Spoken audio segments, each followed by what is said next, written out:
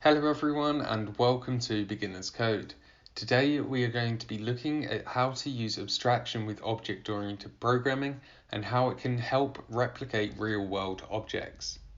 So in this next section of object-oriented programming, we're going to have a quick look at abstraction. Now, abstraction allows us to create a blueprint by using a base abstract class, and this class is something that we can then use to inherit from. So in our previous object-oriented programming sections, part 4 and part 5, we looked at inheritance and polymorphism, and we ended up with this simple country class that we can actually use now to represent abstraction. So the first thing that we need to do is import from ABC. So we don't, Python doesn't actually allow for abstraction, other programming languages do. So with Python, it's not inherited within the language. This is something that has been created by other Python users to allow us to actually create abstract classes. So what we need to do is import, so from ABC, we want to import abstract method and then ABC in capitals. And now we can create our first class. So this will be our base class. This is going to be the one that represents the rest of the classes. So what we're going to do is call it country, and then it's going to inherit from ABC. So now we can actually, because we want to represent our countries, the first thing that we want to do is give our country a name, a population, and then an initializing method with some actual methods that the other classes will all inherit. So to show what I mean by this, we can start with the country. So the country name, I'm just going to call country, and this will be none because we're not actually going to create a country object. So the value of the country with the country object will always be none. And then population, we can also say is either 0 or none. None probably would be better. So now we can create our first initializing method. So def underscore underscore init, and then we want to pass in the self keyword, and then capital and language. And now we can say self.capital is equal to capital, and self.language is equal to language. So now we have our base objects. We have an object that has a country name, which will be a string, and a population size, which will also be a string, just because it's going to be in millions, so we don't want to confuse it. We just want it to be as readable as possible. And then we have initializing method, which will take in a capital and a language. So next we want to create some abstract methods. So what we'll do first is we'll use a decorator. So I haven't actually covered decorators yet, but I will do a little bit about them at some point. So the first thing we want to actually pass in is abstract method. And this will be above our class, so this will just decorate our class. And we will just say def cap, which will take in the self parameter, and we will just pass. And then we will do the same, so abstract method, and then def lang, and that will take in the self parameter, and we will also pass. So we now have our country with 2 attributes, 2 parameters, and 2 methods. So now what we can do is create our other classes. So the other classes that are going to inherit from this country class will all have these, but they will be based around a specific country. So what we can do now is just say class England, and this will inherit from country. And we're now going to say country is equal to a string that says England, and then population will be equal to 55.98 million. And then we will use our cap method. So actually, sorry, we will use our initializing method, and we will pass in self and capital and language, And then here we will use the super, and we will say underscore underscore init, and then capital language. And now we're going to use our cap methods that we created up here, and we're going to pass in self again. So we're going to overwrite this abstract method, and we're now going to just return an f string that says the capital of self.country is self.capital.title, and that will now return the name of the country, which will be England, and then the capital being whatever's passed in, but with a title case, so it will come out with a capital letter. Next we want to use the lang, and that will take in self, and then we will just return another f string, another f string that will say in self.country, comma, they speak self.language.title again, just to make sure.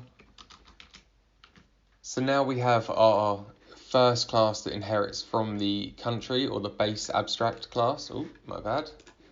And now what we want to do is just create our next class, so that will represent France, and that will also inherit from country. And then we will have the country string, so that will say France, and then the population, which will be equal to 67.06 million. And now we can use our initializing method, and that will be self, capital, and language, and then we will use the super. So that will just use the parent class, so it will take the capital and the language of whatever is passed in, and it will just use that from this and pass it into the self.capital and self.language. So now we will have capital and language, and then we will have exactly the same from up here. So what I can actually do is just copy this and then paste it, and we now have two classes that are exactly the same bar this. So we could now adapt on it and have extra methods and extra attributes that are specific to each country. So if this were something to do with football, it could say the amount of times France had won the World Cup and the amount of times England had won the World Cup. So there are different things that we can do, like we could take this further. But for now, we're going to actually look at calling them.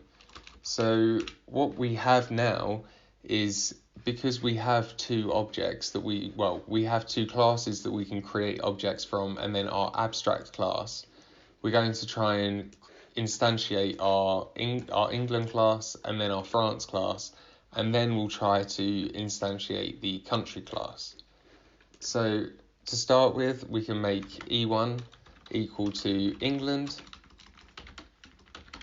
and that will just take in the value of London and then English, and then we'll say F1 is equal to France, and that will take in Paris and then French.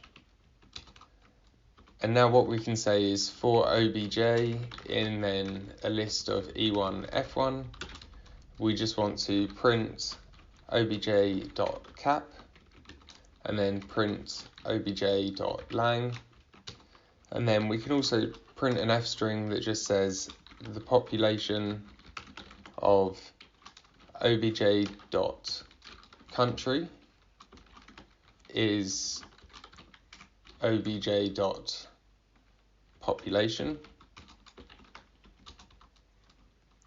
And now if I was to save this and run it, because we have instantiated these two classes only, we should see a healthy output. So if I now, because I'm in the desktop, if I do Python object-oriented programming and run it, we now have the capital of England is London. In England they speak English. The population of England is 55.98 million. And then the capital of France is Paris. In France they speak French. and then the population of France is 67.06 million. So that's perfect. This works absolutely well. However, now if I try to instantiate the country class, so if I just say C1 is equal to country, and then what we want to do is pass in Madrid and say Spanish. And now if I was to run this again, we now have a traceback error. And it says here C1 country Madrid type error. Can't instantiate abstract class country with abstract methods cap and lang. So it's saying that we can't inherit from we can inherit from the abstract class, but we can't create an object from the abstract class.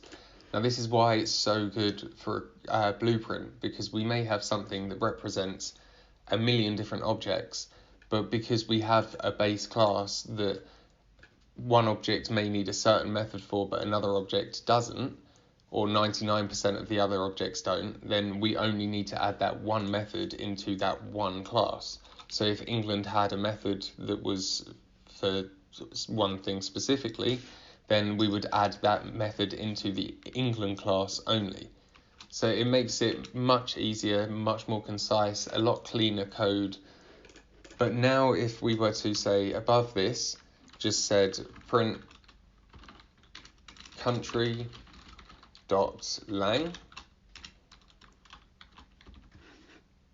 country dot capital,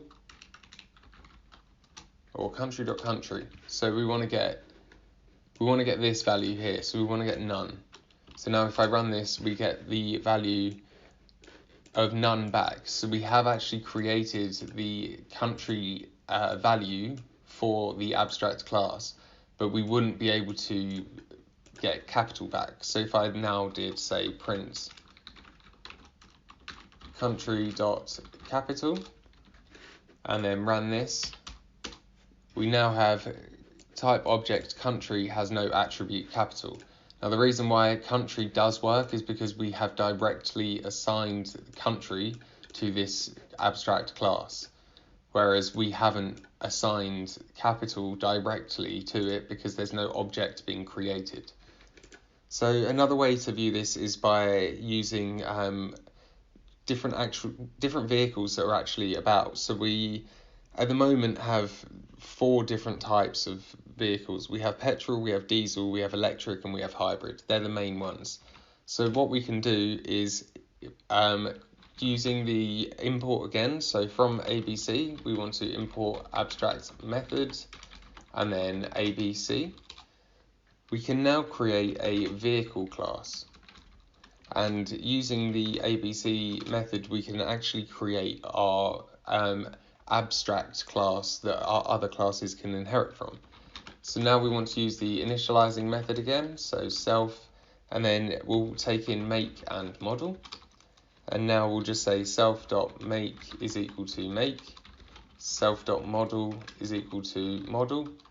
And now we want to know whether or not the class that's been created is part of a petrol, a diesel, an electric, or a hybrid class. So what we can say is self.model is equal to false. Self.petrol is equal to false. Self.diesel is equal to false. Self.electric is equal to false, and self.hybrid is equal to false. So now we have 4 different categories that we can easily make it to true when we create our object. There are other ways of doing this. We could create a list and keep track of exactly what we have, or even a dictionary that then counts the amount of petrol cars we have, and we increment each one by 1, something like that. But for now, we're going to keep it quite basic, and we're going to use an abstract class or an abstract method, and this will be a function that will be for driving, or a method for driving, and we'll just pass, and then we'll use abstract method again, and this will be for braking, and we will again just pass. So the next thing we want to do is actually create our second class, and this will represent our petrol car, and this will inherit from the vehicle class. And we'll now use the initializing method, so self make model. And now in here we will just say super, and then dot underscore underscore init, and then make model. And now we'll just say self.petrol is equal to true.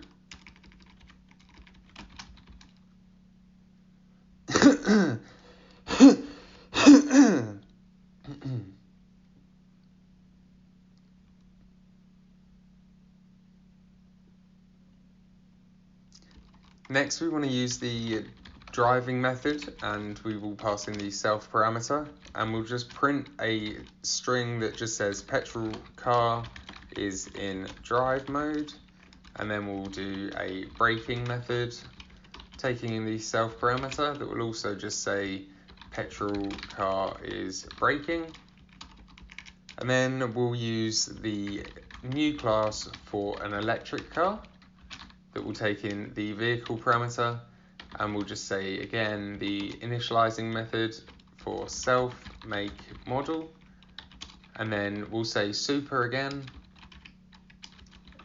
and then pass in make and model. And now instead of petrol we want to change the electric to true, and then we want to use the drive method to just say electric car is in drive mode, and then braking for the electric car, so electric car is braking. So now that we have our two main classes inheriting from our abstract class that we created at the beginning, we can now actually use this to instantiate our objects and create them. So what we can do is just say E1 is equal to electric car, and this will take in Tesla and Model 3, and then we'll say P1 is equal to petrol car, and this will take in Volkswagen and we'll say Golf, and then we'll use polymorphism, so for object oriented for OBJ in E1 comma P1, and then we want to use obj.drive and then obj.braking.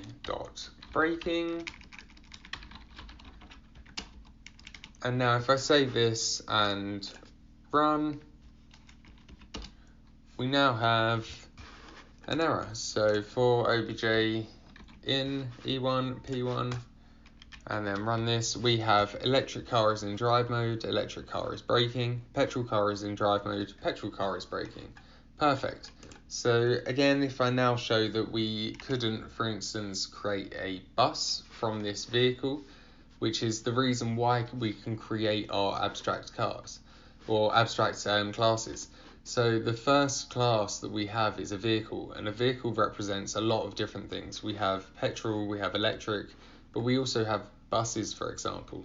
So now if I wanted to create a bus object, I would have to create my own class to represent the bus that inherits from the vehicle. Because if I did this, so if I said bus is equal to vehicle and just said red and then said London, so it's a red bus from London, and then bus.drive. Now if I run this, we can't instantiate abstract class vehicle with abstract methods braking and drive, and that's because, as I said before, we're not able to use this abstract class as an actual object itself. It's used as a blueprint that other objects can be taken from, other objects can derive from, and it makes it a lot easier to replicate real world objects that have the same or very, very similar methods. Thanks for watching. Hopefully this has helped your understanding on how we can use object-oriented programming to replicate real world objects with as minimal code as possible. If you liked what we've been through and you want to learn more, please drop a like and subscribe to my channel to keep up to date. In the coming weeks, I will be releasing a free 30 days of Python guide, so stay tuned and make sure you're ready to claim yours.